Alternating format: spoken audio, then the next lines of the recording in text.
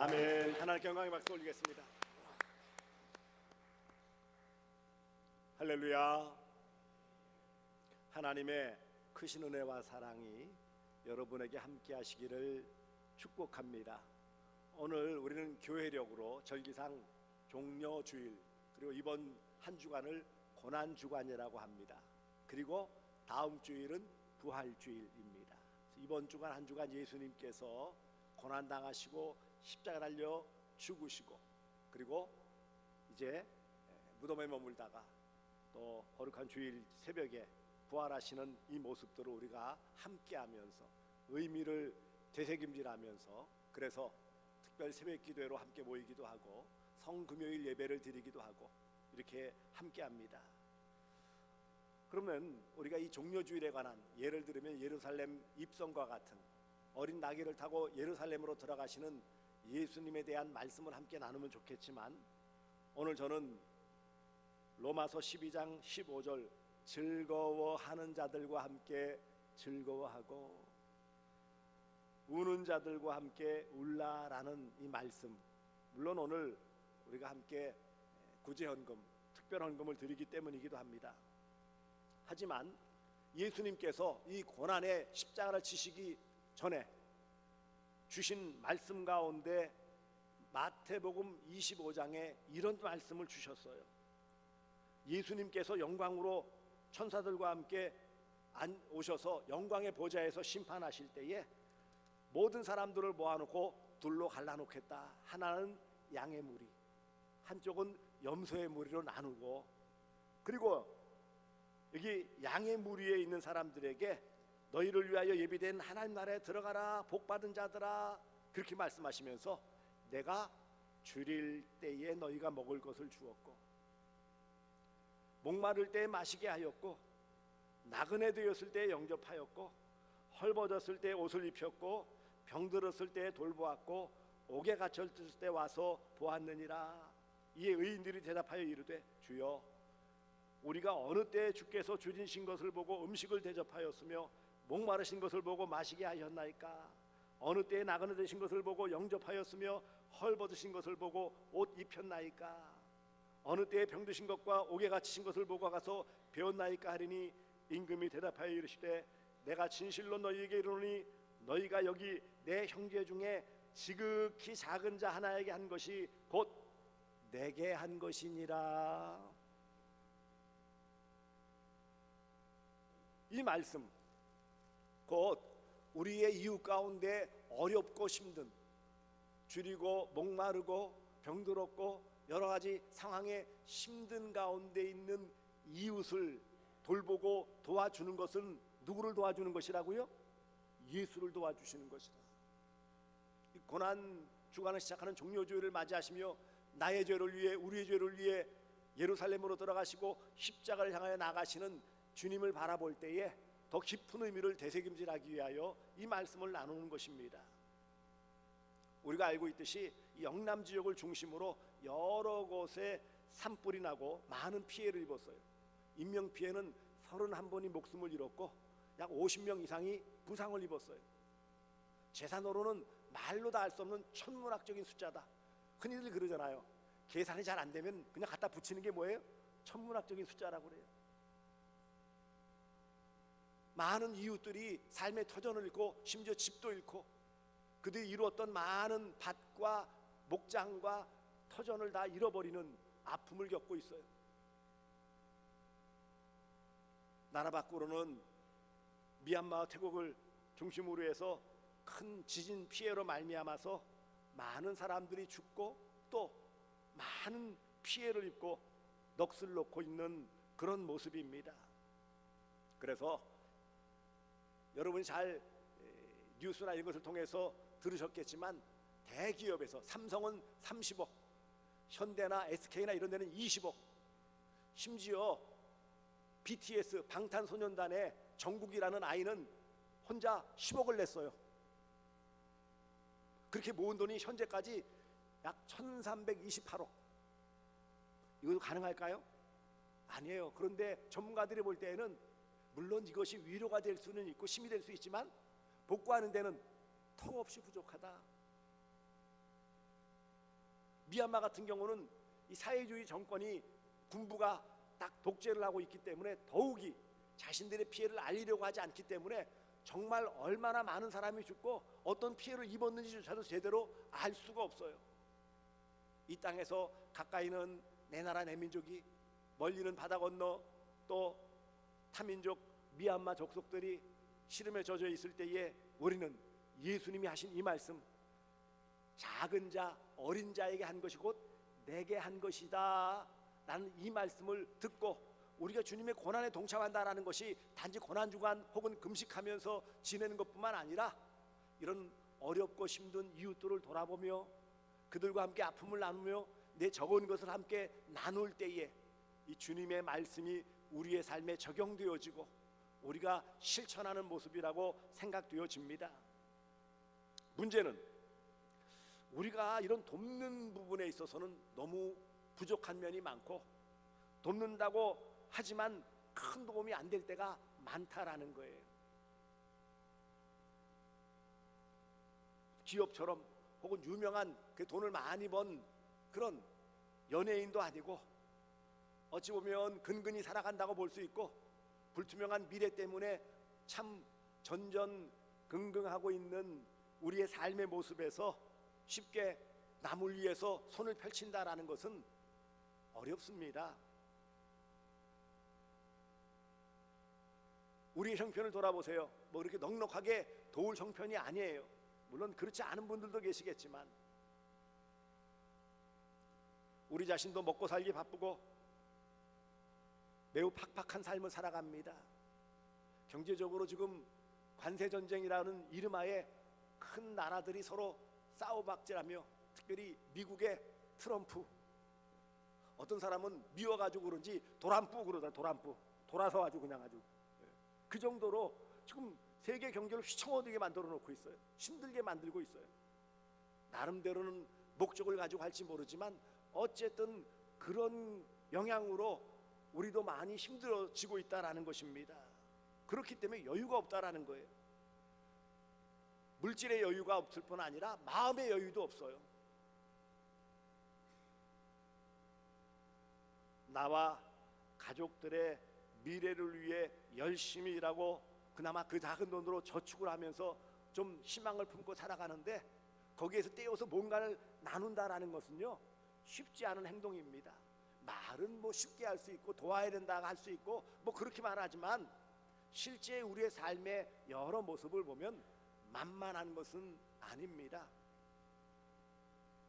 정부와 지방자치단체의 공공부조, 이 공공부조라는 것은 부조라는 게 도와주는 것인데 정부나 지방자치단체에서 가난하고 어려운 이웃들을 도와주는, 그래서 최소한의 인간다운 삶을 살 수 있도록 도와주는 제도를 부조라고 하고 우리가 잘 알고 있는 사회복지제도예요. 물론 정부에서도 재난지역으로 선포를 하고 여러 세금과 여러 뭐 한국전력에서는 전기값을 받지 않고 여러 가지들 한다고 하지만 정부나 지방자치단체에서의 도와주는 것도 한계가 있어요.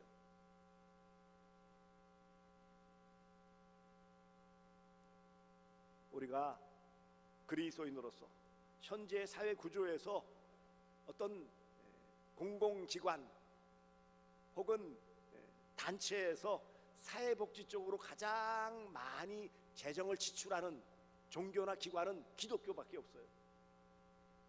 사회적으로 이런 보육시설이나 다양한 부조의 형태로 돕는 기관이나 단체를 만들고 구체적으로 돕는 그런 통계를 볼 때 약 70% 이상이 기독교 교회에서 나가는 거예요. 그것을 사회복지부에서도 인정을 해요. 통계상으로 나와 있어요. 하지만 우리가 이웃사랑을 실천하고 어려운 사람들에게 손을 펼치는 구제를 해야 한다는 사실을 알고 있지만 현실적으로는 말씀드린 것처럼 그렇게 쉽게 실천하기 어렵다라는 것이죠. 우리가 성도로서 이웃을 사랑하는 구제, 현실적으로는 어렵습니다.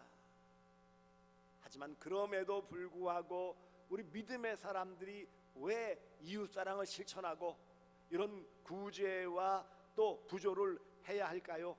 그것은 하나님의 뜻이기 때문입니다. 명령이에요. 모세의 율법에도 우리가 알 수 있듯이 그 당시에 가난한 사람들을 위해서 밭 한 모퉁이는 수확하지 말아라. 왜요? 가난한 사람들이 와서 그것을 걷어가서 먹고 살 수 있도록. 포도나무나 감람나무 이런 나무에서 열매도 다 따지 말아라. 일부는 남겨두어라. 왜? 가난한 사람들이 걷어가서 살 수 있도록. 하나님은 이 땅에 사는 모든 사람들이 다 인간다운 삶, 최소한의 삶을 살기를 원하시는 것입니다. 특별히 이 일에 우리 부름받은 성도들이 앞장서며 이 일을 실천하기를 원하시는 것입니다.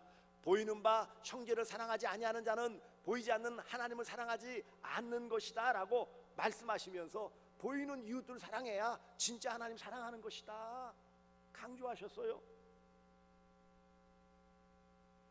그러면서 오늘 로마서 12장, 로마서는 바울이 기록하여 보낸 로마에 보낸 편지인데 전반부 앞에는 우리가 하나님의 은혜로 구원받았다라는 그런 교리적인 내용을 담고 있어요. 하나님의 놀라우신 은혜로 예수 그리스도 안에서 그 대속의 죽음으로 말미암아 구원받은 하나님의 자녀다, 이것을 강조하면서 후반 부분에는 그러므로 우리는 하나님의 구원받은 자녀로서 마땅히 이렇게 살아가야 한다라는 도리를, 윤리를 가르쳐 주는 것입니다. 그것 가운데 오늘 14절에는 박해받는 자를 축복하고 저주하지 말라 그랬고요. 오늘 본문 제가 봉독한 말씀에 즐거워하는 자들과 함께 즐거워하고, 기쁜 일 있고 좋은 일 있을 때 뭐예요? 함께 공감하고 즐거워해 주라는 거예요. 그리고 우는 자들과 함께 울라. 어렵고 힘든 일을 당하여 슬픈 일을 당하여 우는 그들과 함께 공감하며 함께 울 수 있는 그런 성도의 삶을 명령하신 것입니다.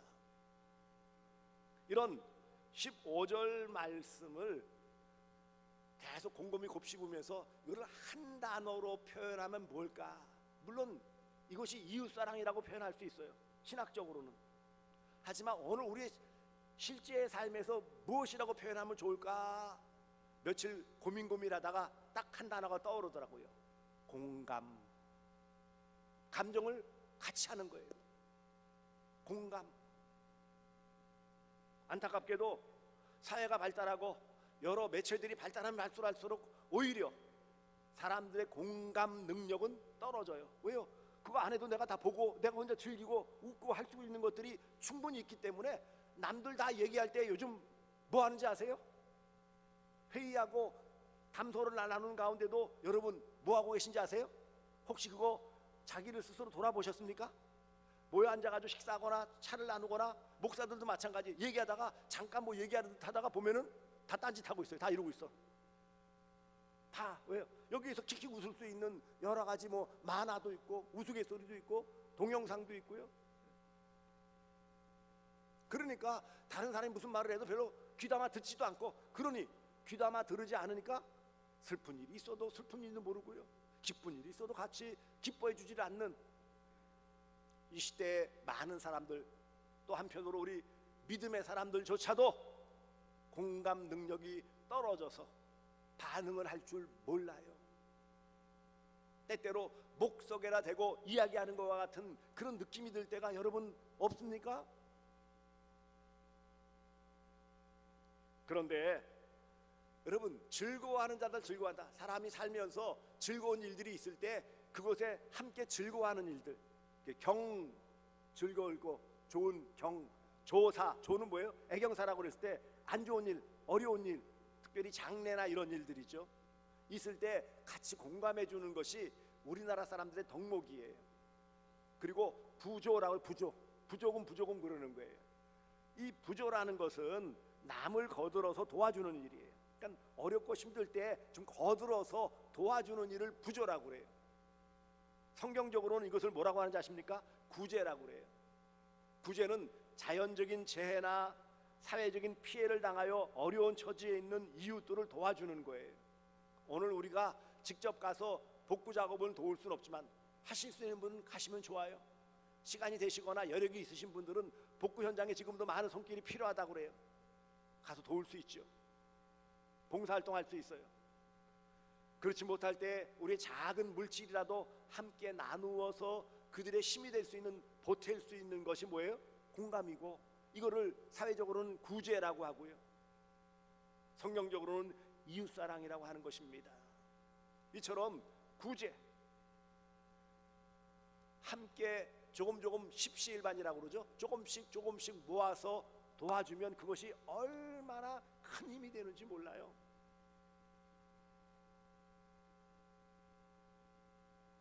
우리는 예수님의 마음을 본받아야 돼요. 요한복음 11장 33절로 35절에 보시면 나사로가 죽었을 때 예수님께서 마리아의 그 운음과 또 온 유대 사람들의 그 우는 것을 보시고 심령에 비통이 여기사 불쌍히 여기셨다. 예수님 우셨어요. 나사로의 죽음, 그것 때문에, 오빠가 죽은 것 때문에 마리아가 울고 또 함께 찾아와서 문상하는 그런 유대인들의 그런 우는 모습을 보고 예수님도 함께 우셨다. 이 말이 뭐예요? 공감하셨다, 함께 하셨다라는 말씀이에요. 우리는 이런 예수님의 마음 본받아야 되는 거예요. 빌립보서 2장 5절에 너희 안에 이 마음을 품으라 곧 그리스도 예수의 마음이니, 이런 겸손하며 남을 살펴보고 도울 수 있는 이런 마음이 필요한 것입니다. 그러므로 우리는 오늘 본문에서와 같이 즐거워하는 자 함께라고 그래요. 함께, 따로가 아니고 함께 즐거워하고, 우는 자들과 함께라고 해서 함께, 더불어서. 이 말은 대단히 중요한 의미를 가지고 있어요. 이것은 우리 이웃들과 함께 그들의 처지를 동정이 뭐예요? 잘 살펴서 마음을 같이 하고 불쌍히 여겨주고 같이 기뻐하고 같이 슬퍼하고, 이런 희노애락을 함께 나누는 것을 말씀하는 거예요. 나 먹고 살기 힘들고 내 가족 먹고 살기 힘든데 누가 남을 돌아봐? 그건 세상 사람들의 기준이에요. 적어도 힘들어도 믿음의 사람들은 내 자신과 우리 가족을 돌보는 것은 마땅한 일이지만 조금 더 우리의 눈을 넓게 보고 예수님을 본받아서 이웃사랑을 실천하며 어렵고 힘든 이웃들에게 도움이 되어지고, 혹 기쁜 일이 있을 때는 같이 기뻐해 줄 수 있는 이런 삶이 그리스도인의 합당한 삶이라는 것입니다. 그래서 그들과 함께 뭐 하라는 거예요? 감정적으로 기뻐하거나 슬퍼하거나 또 어렵거나 이럴 때 감정적으로 함께 하고요, 그 처지 형편을 함께 나누고 여러 조건들을 같이 하라. 함께라는 단어 안에 들어있는 거예요. 감정적으로, 그 상황적으로 모든 조건을 함께 나누라는 거예요. 물론 내 것을 다 퍼주라 그런 의미가 아니라 적어도 내가 할 수 있는 그런 여력으로 최선을 다해서 함께 공감해 주어라, 이 말씀입니다. 하나님은 우리 모두가 이웃사랑을 실천하며 이웃과 더불어 함께하며 그들의 감정과 처지와 조건, 상황을 함께 나누며 더불어 살아가기를 원하시는 것이 아버지 하나님의 뜻입니다. 그러므로 사랑하는 성도들이여, 구제는 이웃사랑이에요. 이런 구제를 통해 이웃사랑을 실천하시기를 주님의 이름으로 축복합니다. 오늘 먼저 감정적으로는 함께 즐거워하고 함께 우는 감정이 함께 돼야 그 다음 뭐가 움직여져요? 내 물질이나 몸도 움직여질 수 있어요. 내 마음이 안 가는데 무슨 물질이 같이 가고 몸이 같이 갈 수 있겠어요? 구제는 물질만 돕는 게 아니에요. 마음으로 돕는 게 구제예요. 구제는 그들과 함께 그 자리에 있는 거예요. 요즘은 참 장례식장 가도 썰렁한 게 그냥 유족들만 남아있는데, 예전에 60년대 70년대만 해도 장례식 가면 천막 쳐놓고 뭐예요? 밤새도록 하다못해 화투를 치면서까지 함께 있어줬어요. 그래 안 그래요? 뭐 믿음의 사람들이 호곡을 하면서 우는 것까지는 원치 않지만 그래도 상주들이 고달팔까봐 옆에서 말동무가 되어주고 격려해 주었다고요. 요즘은 그런 것들이 다 사라졌어요.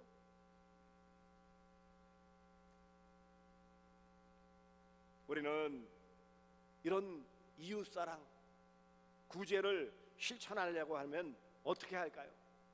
내 형편 따지고 내 모든 그런 상황을 따지면 아무것도 할 수 없어요. 우리는 하나님의 명령, 이웃사랑 실천하라 그랬죠. 내 이웃을 내 몸과 같이 사랑하라. 여러분, 내 몸 얼마나 끔찍히 사랑합니까? 그래 안 그래요? 보니까는 뭐 더우니까는 좀 덥다고 다 추우니까 또 두르고, 얼마나들 뭐 자기 몸을 위하는지 몰라요. 피부 뭐 한다고 또 뭐 세럼이래나 뭐라나 발음하기도 힘든 거 막 찍어 바르고, 마스크팩 한다고 막 붙이고, 네, 얼마나 위해요. 옳죠, 맞아요. 하지만 더불어 내 이웃을 내 몸과 같이, 내 몸처럼 사랑하라는 이 말씀도 귀담아 들어야 한다라는 것이에요. 그래서 하나님의 명령에 순종하는 순종의 삶을 살아야 되고요. 또 하나는 예수님의 마음을 본받는 것이죠. 너희 안에 이 마음을 품으라. 곧 그리스도 예수의 마음이니, 예수의 마음. 우리를 위해 골고다를 향하여 예루살렘에 입성하시는 어린 나귀를 타고 들어가셨던 그 예수님의 겸손을 본받고, 남을 나보다 낮게 여기는 이런 예수님의 마음을 본받아야 돼요. 더 나아가 성령의 도우심을 구하시기 바랍니다. 성령의 열매의 첫 번째가 뭐죠? 사랑이에요. 사랑. 성령의 인도하심을 구해야 됩니다. 또한 그래서 작은 것부터 실천하면 이 구제를 통해 이웃사랑을 충분하게 실천할 수 있어요. 그러면 하나님은 어떤 복을 주십니까? 잠언 11장 25절에 구제를 좋아하는 자들은 풍족하여질 것이요, 남을 윤택하게 하는 자는 자기도 윤택하여지리라. 구제 좋아하면 하나님이 복 주셔서 풍족한다, 물질의 복을 받는 거예요. 장대에만 받는다고요? 아니요. 시편 37편 26절에 그는 종일토록 은혜를 베풀고 꾸어주니 그의 자손이 복을 받으리라. 당대 내가 복을 받을 뿐만 아니라 내가 이웃사랑 손을 펼쳐서 구제를 했더니 누가 복을 받아요? 자녀 손들이 복을 받는다고요. 더 나아가 이런 이웃사랑을 통해 하나님의 명령에 순종하는 믿음의 모습, 예수님의 마음을 본받는 아름다운 신앙의 모습, 성령 충만한 이런 성도다운 모습을 보일 때마다 하나님은 놀라우신 은혜와 사랑으로 우리와 함께 하십니다. 이런 귀한 복, 오늘 종료주일을 맞이하여 즐거워하는 자들과 함께 즐거워하고 우는 자들과 함께 울라는 공감, 이것이 이웃사랑 실천이고 또 구제가 그런 아름다운 실천임을 깨달아 여러분들 오늘 준비한 헌금 미리 드리신 분들은 그냥 마음을 바쳤으니까 됐고요. 그 다음에 아직 드리지 않은 분들은 이따 수전할 때, 설교 마치고 수전할 때 드리시면 되고요. 혹시 준비하지 않으신 분들, 어떤 형편이든지 깜빡해서 준비하지 않으신 분들은 다음 주일에 드리셔도 돼요. 아셨습니까? 그게 내가 할 수 있는 일단은 가장 쉽고 내가 할 수 있는 가장 간단한 방법이에요. 이거라도 우리가 좀 해야 되지 않겠어요? 이런 이웃사랑 실천으로 하나님의 귀한 복을 받아 누리며, 그래서 작은 자에게 한 것이고 내게 한 것이다, 우리가 주님을 위한 귀한 삶의 모습이 열매로 나타날 수 있기를 주님의 이름으로 축복합니다. 기도하겠습니다. 사랑의 주님, 고맙습니다. 오늘 함께 해주셨사오니 우리가 이웃사랑을 실천하며 구제하며 함께 공감하며 성도의 삶을 잘 살게 하여 주시옵소서. 주 앞에 물질을 드린 모든 손길들, 가정과 산업 위에 복의 복으로 되어 흔들어 누르고 넘치도록 주시는 복으로 채워 주시옵소서. 우리의 모든 예물을 받아주심을 믿습니다. 예수님의 이름으로 기도드리옵나이다. 아멘.